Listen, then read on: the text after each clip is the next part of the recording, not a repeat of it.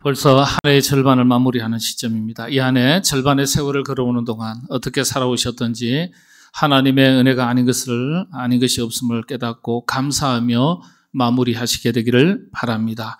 좋은 일들이 있었다면 감사하는 것 당연하겠죠. 혹 어려운 일이 있었다 할지라도 감사는 멈추지 말아야 합니다. 진정한 감사는 어떤 풍요와 부요 그리고 성취와 환경에서 조건에서 오는 것이 아니죠. 어떠한 조건에서든지 감사하기로 결단하는 믿음에서 비롯되는 것입니다.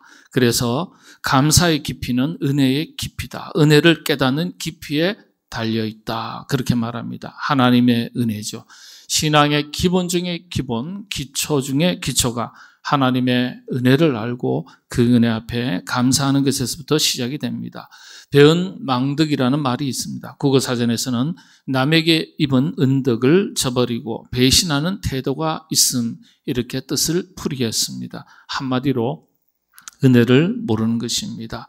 하나님의 은혜는 다양한 통로를 통해서 우리에게 주어집니다. 오늘 우리 자신이 여기 있기까지 살아오는 삶의 현장 가운데 하나님의 은혜가 다양한 통로를 통해서 우리에게 주어집니다.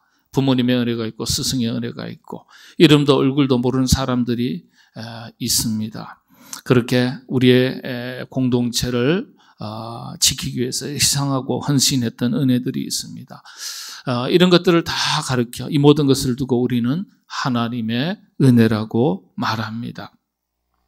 은혜를 은혜인 줄 모르고 사는 것이 불신앙입니다. 은혜를 입었음에도 고마운 일인 줄 모르고 사는 것이 배은망덕이죠. 불신앙과 배은망덕이 따로 없습니다. 오늘 우리가 있기까지 수많은 은혜들이 있었음을 기억하시고 항상 범사에 감사하신 주님 말씀대로 감사하며 살아가신 여러분 되시기를 바랍니다. 이것이 인간됨에 마땅한 도리고 그리스도인들의 마땅한 신앙의 도리입니다. 이 시대의 선지자라고 일컬음을 받았던 에이든 윌슨 토저 목사님, 제가 이분의 번역된 모든 저서는 제가 다 가지고 있습니다. 이분이 쓰신 글 중에 나는 진짜인가 가짜인가라는 제목의 글에서 이렇게 이야기를 하셨어요. 우리가 겉으로는 표현하지는 않지만 속으로 동경하고 사랑하는 것이 무엇인지를 알게 되면 우리가 어떤 존재인지를 알게 된다 했습니다. 그러면서 참된 영성의 척도를 이렇게 이야기했습니다. 땅에 있는 것이 아니라 하늘에 속한 것을 얼마나 갈망하고 구하고 찾느냐. 다시 말씀을 드리면 땅의 것을 구하고 찾던 것에서 하늘의 것을 먼저 찾고 구하는 것으로 바꾸는 것이 참된 영성이다. 이렇게 설명을 했습니다. 사실 이 말씀이 성경 말씀에 기록되어 있죠. 참된 믿음, 영성, 신앙의 기준, 척도가 되는 말씀 이사야서 40장 31절에 기록되어 있습니다. 오직 여호와를 앙망하는 자는 새 힘을 얻으리니 독수리가 날개치며 올라감 같을 것이요 다른 박질을 하여도 곤비하지 아니하겠고 걸어가도 피곤하지 아니하리로다. 우리가 많이 들었던 말씀이에요. 그런데 이 말씀 속에 어떻게 참된 신앙, 믿음, 영성의 기준이 담겨져 있느냐 제가 설명을 드리겠습니다. 한글 개역 성경에서는 이렇게 번역이 조금 전처럼 번역이 되어 있습니다. 그런데 히브리어 원문은 직역하면 조금 달라요. 제가 읽어드립니다. 오직 여호와를 앙망하는 자는 그의 힘을 새롭게 바꾸어야 할 것이다. 그렇게 되면 그는 독수리 날개치며 올라감 같을 것이요 다른 박질을 하여도 곤비하지 아니하겠고 걸어가도 피곤하지 아니할 것이다. 오직 여호와를 앙망하는 자는 새 힘을 얻게 된다. 이렇게 번역했지만 원문은 그렇지 않다는 거예요. 원문은 할라프 코아흐. 여러분 할라프는 방향을 바꾸다 이런 뜻이고 코아흐는 히브리어인데 여러분 다 들어보시죠. 코어. 근육의 어떤 코어. 몸을 지탱하는 힘이 되는 코어. 이 말이 코어라는 말이 히브리어에서 나왔어요. 코아흐입니다. 코아흐. 그러니까 힘의 방향을 바꾸라 이런 뜻입니다. 새 힘을 얻으리니 이렇게 되어 있지 않아요. 네. 그러니까 이런 원문의 뜻을 가지고 제가 직역을 해드리면 땅의 것을 구하는 데 사용하던 힘을 하늘의 것을 구하는 것으로 그 힘의 방향을 바꾸라. 그러면 그런 사람은 어떤 사람이라고요? 독수리 날개치며 올라가게 될 것이고 다른 박질하여도 피곤하지 않게 될 것이고 걸어가도 피곤하지 아니할 것이다. 승리의 삶을 살게 된다는 뜻입니다. 그 힘의 방향을 바꾸라는 거예요. 이게 참된 영성의 척도라고 말하면서 성경의 말씀이죠. 근데 토저 목사님은 성경 해석을 기준으로 다시 설명을 했어요. 그러면서 하늘의 것을 향할 때 첫 번째 우리가 주목해야 될 것이 있는데 그게 바로 구원의 은총, 구원의 은혜에 우리의 시선을 고정해야 된다는 거예요. 우리의 시선이 땅의 것을 보다가 하늘의 것으로 돌리는데, 방향을 바꾸는데 제일 먼저 봐야 될 게 구원의 은혜라는 거예요. 구원의 은총이라는 거예요. 그래서 이 구원의 은총 앞에 우리가 얼마나 감사한 마음을 가지고 살아가느냐, 이것이 이후에 그리스도인의 모든 삶의 태도를 결정짓는다, 이렇게 얘기했습니다. 영원한 생명의 선물 구원의 은총 앞에 감사를 모르는데 여러분 어떻게 그 다음 단계로 신앙생활이 성장하고 성숙해질 수 있겠습니까? 그래서 구원의 은총 은혜 앞에 감사하는 것, 이것이 신앙생활의 기본 중에 기본, 기초 중에 기초, 신앙생활의 척도라고 말하는 것입니다. 하나님의 품을 떠난 인간은 언제나 결핍된 존재로 살아갑니다. 그래서 항상 자기 욕망, 욕심, 이것들을 충족시키는 본능 속에서 살아갑니다. 채워도 다 채우지 못하는 욕심 때문에 휘둘리기가 참 쉽죠. 그래서 수많은 것을 이미 얻고 누리고 살아도 항상 부족한 것이 먼저 보이는 법입니다. 있어도 불안하고요. 없으면 더 불안하고요. 욕심이 끝이 없는 거예요. 그래서 감사가 쉽지 않습니다. 여러분 어느 정도 가져야 만족하고 감사할 수 있겠습니까? 성경 말씀을 기준으로 하면 끝이 없어요. 욕심은 계속 자라가는 것이라고 말씀하셨거든요. 끝없이 자라가는 거예요. 그래서 어떠한 순간, 어떠한 환경, 어떠한 상황 속에서라도 감사하겠노라고 결단해야만 감사할 수 있는 것입니다. 이것조차도 쉽지 않은 일이죠. 그래서 노력하셔야 돼요. 끊임없이 노력하셔야 돼요. 감사하겠다. 여러분 시편 중에 짧은 본문에 가장 많은 찬양, 감사라는 단어가, 원래 찬양이라는 단어와 감사라는 단어는 어원이 뿌리가 같습니다. 예. 근데 찬양과 감사라는 단어가 가장 많이 기록되어 있는 시편이 있습니다. 시편 135편이거든요. 모든 절에서 찬양하라, 감사하라, 찬양하라, 찬양하라, 찬양하라. 1절부터 끝절까지가 다 찬양하라, 감사하라고 되어 있어요. 그래서 별명이 어떻게 붙었나 하면 시편 135편은 할렐루야 대서사시, 할렐루야 대찬양시라고 알려져 있습니다. 별명이 붙어 있는 시편이에요. 이 시편 135편은요, 하나님의 은혜를 깨닫고 그 은혜 앞에 감사하는 다윗의 결단과 고백을 읽을 수 있습니다. 자, 그런데 다윗은 본문에서 어떻게 결단하고 무엇을 고백합니까? 이렇게 이야기하죠. 시편 57편에 보면 그 내용도 담겨져 있는데 한번 보실까요? 하나님이여 내 마음이 확정되었고 내 마음이 확정되었사오니 내가 노래하고 내가 찬송하리이다. 내 영광아 깰지어다. 비파야 수금아 깰지어다. 내가 새벽을 깨우리로다. 주여 내가 만민 중에서 주께 감사하오며 뭇 나라 중에서 주를 찬송하리이다. 예. 이 말씀은 시편 57편의 말씀인데요.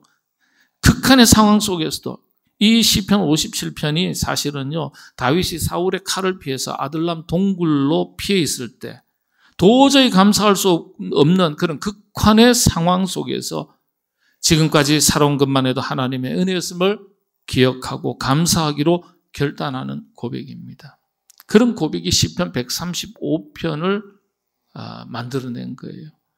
그래서 여러분 진정한 감사는 환경과 어떤 상황과 조건을 뛰어넘을 수 있어야 합니다. 금년 한 해 절반의 세월을 살아오시면서 여러분의 삶이 어떠하셨던지 관계없이 감사함으로 마치시게 되기를 바랍니다. 그리고 감사하기로 결단하고 남은 이 한 해의 절반 또 아름답게 시작하시게 되기를 바랍니다.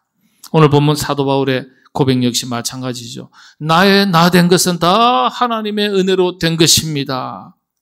좋은 것만 가지고 사도 바울은 은혜라고 말하지 않았어요. 사도 바울이 복음의 사도로 핍박받는 가운데 있으면서도 변화를 받고 하나님의 백성이 되고 사도가 된 것, 그리고 그의 모든 것이 다 하나님의 은혜인 줄 알고 깨닫고 그렇게 고백하는 거예요. 나의 나 된 것은 모두 하나님의 은혜입니다. 은혜를 깨닫고 감사를 아는 겁니다. 여러분, 사도 바울의 위대함이 어디에 있습니까? 복음을 이방 사람들에게 전한 것에 끊임없이 자신의 생명을 내어놓았기 때문에 위대한 겁니까? 아니요.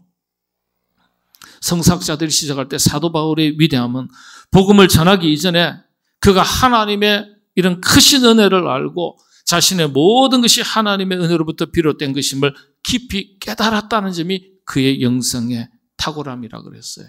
깨닫는 거예요. 깨닫는 거. 하나님의 은혜를. 그래서 그렇습니까? 일본의 유명한 신학자 우치무라 간조가 이런 글을 남겼죠. 성사학자인데요. 제가 참 일본 사람 좋아하는 분들이 이분하고 한 두 사람밖에 없어요. 예. 또 이런 말하면 또 실족하실라. 다 좋아해야 되죠. 이런 글을 남겼습니다. 만일 하나님이 인간을 저주하신다면 그것은 질병이나 실패나 배신이나 죽음으로 저주하는 것이 아니라 감사함을 잃어버리는 메마른 심령으로 저주하게 될 것이다. 네. 여러분, 우리 인생의 비극이 뭡니까? 실패입니까? 어떤 상실입니까? 성취하지 못한 좌절입니까? 아니요, 그게 아니라는 거예요. 수많은 은혜 속에 살면서도 그 은혜가 은혜인 줄 모르고 감사가 없을 때 우리의 메마른 심령이에요. 저주받은 심령이라는 거예요. 말차가 되면 타락한 성도들의 가장 뚜렷한 특징이 무엇인지 성경은 이렇게 말합니다. 디모데후서 3장 2절의 말씀이죠. 사람들이 자기를 사랑하고 돈을 사랑하며 자랑하며 교만하며 비방하며 부모를 거역하며 감사하지 아니하는 시대가 올 것인데 그때가 되면 세상의 마지막 날이 될 것이라고 성경이 우리에게 가르쳐주고 있습니다. 그래서 어떤 시간적인 관점에서의 우주적인 종말, 개인적인 종말이 중요한 것이 아니에요. 그게 어떤 마지막 날이 아니에요. 뭐예요? 우리의 심령 가운데 메마른 심령으로서 감사가 사라지는 우리 시대가 종말의 시대라는 거예요. 종말의 시대. 맥주 감사주일 다음 주일이죠. 그러면 1년에 한 번쯤 특별 봉헌하는 날로 그렇게 생각하시는 분이 있는가 하면 또 오히려 아무런 관심도 없고 귀찮아하는 분들도 있습니다. 그게 아니죠. 감사절은요, 축복의 날이에요. 감사를 깨닫는 날이에요. 감사를 회복하는 날이에요. 예? 하나님께서 맥주 감사절을 두신 이유가 있는 거예요. 여러분, 감사가 하나님을 기쁘시게 하는 것이라고 성경 가르쳐 줍니다. 에베소서 5장 10절에 하나님을 기쁘시게 할 것이 무엇인지 시험해 보라. 여러분, 하나님을 시험해 보라고. 엄청난 겁니다. 예? 하나님을 기쁘시게 할 것이 무엇인지 시험해 보라. 근데 무엇인가요? 하나님께서 정말 기뻐하시는 것은 믿음의 자녀들이 하나님께로부터 받은 바 귀한 은혜들을 은혜인 줄 깨닫고 하나님 앞에 감사하는 것이라고 말하는 거예요. 여러분, 감사는 반드시 더 큰 축복을 약속하기 때문에 복을 담는 그릇입니다. 감사를 잊어버리면 주신 축복을 쏟는 것입니다. 감사하는 자에게 하나님은 항상 축복을 더해 주셨습니다.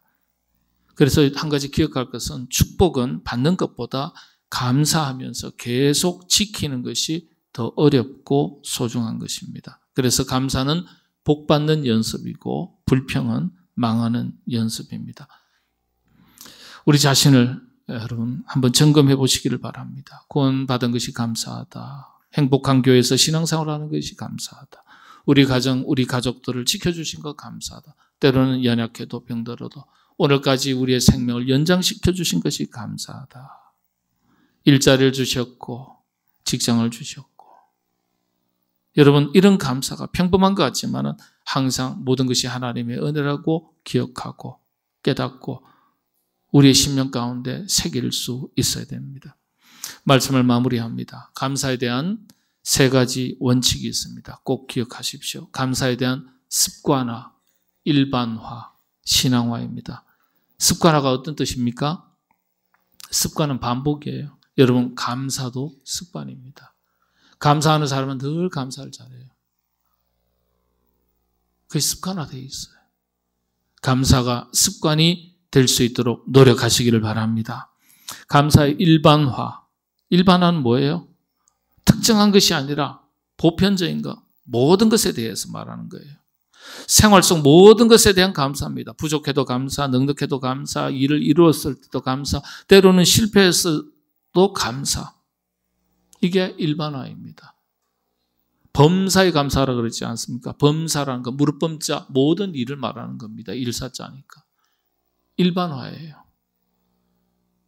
여러분들 모든 일에 감사하시는 여러분 되시기를 바랍니다. 세 번째, 감사의 신앙화입니다. 우리 모두 하나님 앞에 감사하시게 되기를 바랍니다. 하나님 은혜가 아닌 것이 없는데 하나님의 은혜를 잊고 산다는 것이 불신앙이에요. 하나님 앞에 감사하며 고백하며 드리며 헌신하며 결단하며 살아가시게 되기를 바랍니다.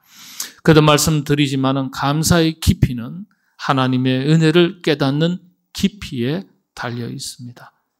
어떤 조건, 환경, 성취에 있지 않습니다. 어떤 순간에도 어떤 상황 속에서도 감사하기로 결단하는 믿음에 달려 있습니다. 그런 감사가 여러분들에게 넘치시게 되기를 바랍니다. 그런 마음으로 이 한 해의 절반을 마무리하시고 그런 마음으로 이 한 해 남은 절반을 믿음으로 시작하시게 되기를 바랍니다. 기도하겠습니다. 하나님, 사도 바울의 고백이 우리의 고백이 되기를 원합니다. 나의 나 된 것은 다 하나님의 은혜입니다. 우리의 상황과 형편과 처지가 어떠하든지 지금 여기까지 인도하신 것이 다 하나님의 은혜인 것을 깨닫고 범사에 감사하라신 주님 말씀대로 감사하며 살아가는 저희가 되게 하여 주시옵소서. 예수님의 이름으로 기도하옵나이다. 아멘.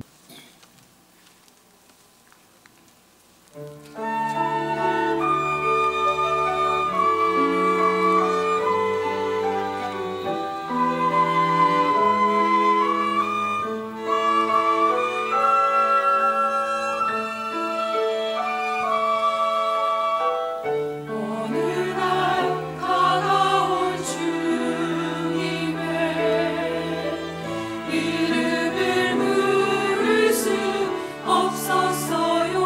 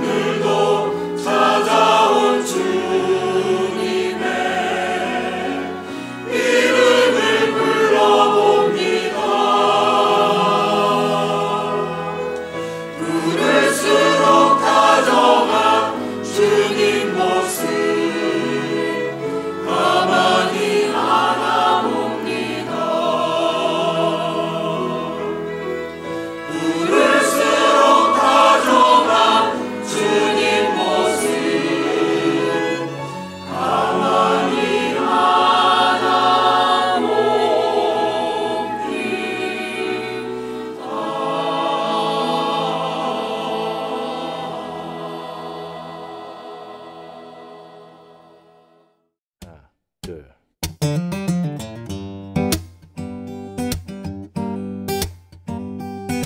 주의 친절한 발에 안기세 우리 맘이 평안하리니 항상 기쁘고 복이 되겠네 영원하신 발에 안기세 주의 발에 그 크신 발에 안기세 주의 발에 영원하신 발에 안기세 날이 갈수록 주의 사랑이 두루 광명하게 비치고 전성 가는 길 편히 가리니 영원하신 발에 안기세 주의 발에 그 크신 발에 안기세 주의 발에 영원하신 발에 안기세